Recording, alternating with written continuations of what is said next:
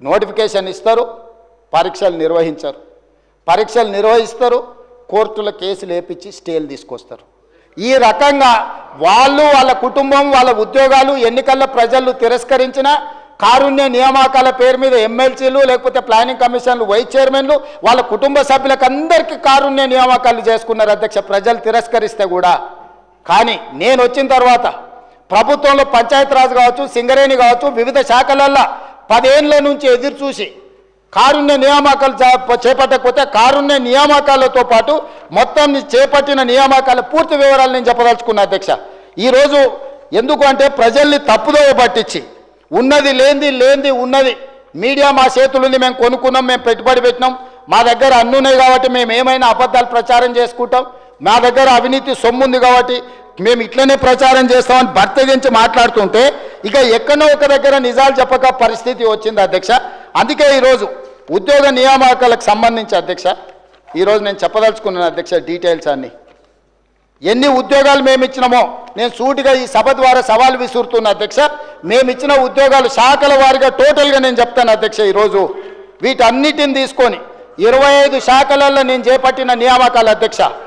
Agriculture and cooperation department 208, animal husbandry dairy development and fisheries department 173, అదేవిధంగా backward classes welfare department 5764, energy department 850, environment forest science and technology department 23, finance department 308, food and civil supplies department 71, general administration department 5, health medical and family welfare department 7517, higher education department 2361, home department 15526, అదేవిధంగా అధ్యక్ష industries and commerce department 7, irrigation and command area development department 1235, labour and employment department 128, minorities welfare department 1584, municipal administration and urban development department 3148, Panchayat Raj and rural development 1232, planning department 2, revenue department 3048, schedule caste development department 2562, secondary education department 10211, transport road and building department 442, tribal welfare department 1413, women child disabled and senior citizens department 115, youth advancement tourism and culture department 13, మొత్తం కలిపి 57,946 ఈ 15 నెలల నా ప్రభుత్వ నియామకాలను చేపట్టింది. Department wise ప్రతి వివరాలు నేను ఇక్కడ ఈ సభ ముందు పెడుతున్నా అధ్యక్ష. ఈ దేశంలోనే స్వతంత్రం వచ్చినప్పటి నుంచి ఏ ప్రభుత్వం కూడా including Congress governments, Narendra Modi గారు ప్రాతినిధ్యం వహిస్తున్న గుజరాత్లో రైతులకు ఇన్ని వేల కోట్ల రుణమాఫీ జరగలేదు, రైతులకు రైతు బంధు ఇవ్వలేదు, రైతులకు ఉచిత కరెంటు ఇవ్వలేదు, రైతులు పండించిన పంటకు బోనస్ ఇవ్వలేదు, రాష్ట్రంలో ఉన్న అప్పులను వాళ్ళు చేసిన అప్పులన్నిటికీ మళ్ళీ అప్పులు చేసి తిరిగి చెల్లించి 1,52,000 కోట్ల రూపాయలు తిరిగి చెల్లించి ప్రతి నెల 1వ తారీఖు నాడు ప్రభుత్వ ఉద్యోగులకు 1వ తారీఖు నాడు జీతాలు ఇస్తున్నాం. మీరు ఉన్నప్పుడు నెలాఖరు వరకు కూడా ప్రభుత్వ ఉద్యోగులకు కూడా విడతల వారీగా జీతభత్యాలు ఇచ్చిన మీరు ఇవాళ మమ్మల్ని నా తప్పు పట్టేది. ఇవాళ 57,946 ఉద్యోగాలు మేమిస్తే మీ కుటుంబంలో 2 కారుణ్య నియామకాలు 4 మంత్రులు తీసుకున్న మీరు మాకొచ్చి ఇక్కడ నించొని నీతులు చెప్తారా? మీ నీతులు చెప్తే మేము వినాలా? కాబట్టి ఇప్పటికైనా మీ ఆలోచన విధానాన్ని మార్చుకోండి. మేము కక్ష సాధింపు రాజకీయాలకు పాల్పడడం లేదు. మేము కక్ష అంటూ సాధించడం మొదలు పెడితే మీరెవ్వరు ఇక్కడ ఉండరు.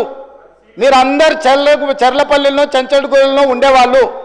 మీరు ఆనాడు కృష్ణమాదిగని వదలలే, రవిప్రకాష్ని వదలలే, రేవంత్ రెడ్డిని వదలలే, కనిపించిన ఎవరిని వదలలే. ఈరోజు మీరు వెనుకేసుకొచ్చిన ఎవరైతే జర్నలిస్ట్ అనే ముసుగుదొడిగి మీరు పోయి కలిసి వచ్చిండ్రో ఎస్సీ ఎస్టీ కేసు పెట్టి మీరు జైలు వేస్తే ఆ అమ్మాయికి కూడా అడ్వకేట్ని పెట్టి బెయిల్ ఇప్పించింది నేను. ఇవాళ మీరు మీ దగ్గర అక్రమ సంపాదన ఉందని చెప్పి అబద్ధాలు ప్రచారం చేసి ఈ ప్రభుత్వాన్ని బద్నాం చేయాలని నోటికొచ్చింది మాట్లాడితే ఎట్లా అధ్యక్ష? ఇప్పటికైనా 10 సంవత్సరాలు మీరు చేసిన అప్పులకు తప్పులకు తెలంగాణ రాష్ట్రం శిక్ష అనుభవిస్తుంది. ఈరోజు తెలంగాణ రాష్ట్రానికి ఉన్న అప్పు మీరు చెప్పినట్టు మేము ఒకవేళ 1,88,000 కోట్ల అప్పు చేసి ఉంటే 1,58,000 కోట్ల అప్పే మేము చేసి ఉంటే ఈ అప్పు ఈరోజు 8 లక్షల పై కోట్లుగా ఉండేది. కానీ ఈరోజు తెలంగాణ రాష్ట్రానికి ఉన్న అప్పు 1/28/2/2025 నాటికి 7,38,707 కోట్లు మాత్రమే అప్పు ఉన్నది. ఇదేం తక్కువ కాదు. ఇవన్నీ మీరు ఇచ్చిపోయిన వారసత్వం. వారు ఆస్తులు సృష్టించడం అంటారు. ఏం సృష్టించారు అధ్యక్ష? ఒక్కటి చెప్పు. కాళేశ్వరం. మా వెంకటరెడ్డి గారు చెప్పారు అది కూలేశ్వరం అని. 3 ఏళ్లలో 1,02,000 కోట్లు కాంట్రాక్టర్లకు పే చేశారు. మొదటి 5 సంవత్సరాలు ఒక ఆయన మంత్రి, 5 సంవత్సరాలు ఇంకొక ఆయన మంత్రి. ఆ శాఖకు ఇద్దరు కలిసి పోటీలు పడి మొత్తం వాళ్ళ ఇంజనీరు, సైంటిస్టు, డాక్టరు, లాయరు, ఒకటి గోవింద సినిమా ఉంటుంది. వాళ్ళ ఇంటి నిండా ఫోటోలు ఉంటాయి. డాక్టర్గా, లాయర్గా, ఇంజనీర్గా, సైంటిస్ట్గా. నిజంగానే అమ్మాయి పెళ్లి చూపులకు వచ్చి అవన్నీ చూసి ఇవన్నీ చదువుకుంటాం పెళ్లి చేసుకుంటుంది. తర్వాత చూస్తే వానికి ఓనమాలు కూడా రావు, ఇడిచిపెట్టి పోతా అంటది. ఇంకా పెద్దలందరూ కూర్చొని పంచాయతీ తెస్తారు. అట్లా కాదురా నాయన, పెళ్ళి అయితే ఎట్లో గట్లా సంసారం చేయి, ఇట్లా కాదు కుదరదు, వాడికి ఫోటోలు దిగ పిచ్చి ఉన్నది, ఇవన్నీ పిచ్చి పనులు చేస్తుంటాడు, కాకపోతే మనిషి మంచోడే అని. ఇవాళ డాక్టర్లు, లాయర్లు, ఇంజనీర్లు 80,000 పుస్తకాలు అన్నీ మీరే చదివినాం అని చెప్పి కడితే అది కుప్ప కూలిపోయింది. దాంట్లో నీళ్లు నింపండి అంటుండు. నీళ్లు నింపితే అది కొట్టుకపోతుందని NDSA చెప్తుంది. నీళ్లు నింపి కొట్టుకపోతే చూసినావా కాంగ్రెస్ వాళ్ళు, మేము కడితే కూలింది ఇప్పుడు వీళ్ళు కొట్టుకపోయేటట్టు చేసిరని మమ్మల్ని బద్నాం చేయాలని కంకణం కట్టుకొని తిరుగుతారు. 5 మంది రిటైర్డ్ చీఫ్ ఇంజనీర్లతో వాళ్ళే కమిటీ వేసారు కూలేశ్వరాన్ని ఎక్కడ కట్టాలని. ఈడ కడితే గ్యారెంటీగా కూలిపోతుంది, ఇది మాత్రం వద్దని వాళ్ళు వేసుకున్న రిటైర్డ్ తెలంగాణ ఇంజనీర్లు నివేదిక ఇచ్చారు. తుమ్మిడేటి దగ్గరనే కట్టండి, తర్వాత ప్రత్యామ్నాయాల కింద ఒకవేళ మీరు మేడిగడ్డ దగ్గర కట్టిరాలంటే ఇది కుప్ప కూలుతుందని వాళ్ళు తెలంగాణ వచ్చిన తర్వాత విఘ్నత కలిగిన తెలంగాణ రిటైర్డ్ చీఫ్ ఇంజనీర్లు 5 మందితో వాళ్ళు కమిటీ వేస్తే కమిటీ స్పష్టమైన నివేదిక ఇచ్చింది అధ్యక్ష అక్కడ కట్టొద్దని. కానీ భరితెగింపుతోనే అక్కడ కడితే అది కూలిపోయింది. ప్రజలు క్షమాపణ చెప్పి తప్పు జరిగింది ఏం చేద్దామని అడగకుండా ఇంకా బుకాయించే పని. అంతకుముందు ఏ ఊర్లో ఏది వండని, 7 జొన్నలు వండని, ఆమ్దాలు వండని, కొడంగల్ కందులు వండని, తాండూరులో ఏదన్నా వండని, కాళేశ్వరం నీళ్లతోనే అని. సూర్యాపేటలో ఏదన్నా పండితే అదే అంటారు, ఈడైతే అదే. కాళేశ్వరంతో మొత్తం ప్యాడిన్ ప్రపంచానికే వడ్లల ఆదర్శమని. అధ్యక్ష కాళేశ్వరం కూలిపోయిన తర్వాత మొన్న జరిగిన వానాకాలంలో 1,56,00,000 మెట్రిక్ టన్నుల వడ్లు పండించినము.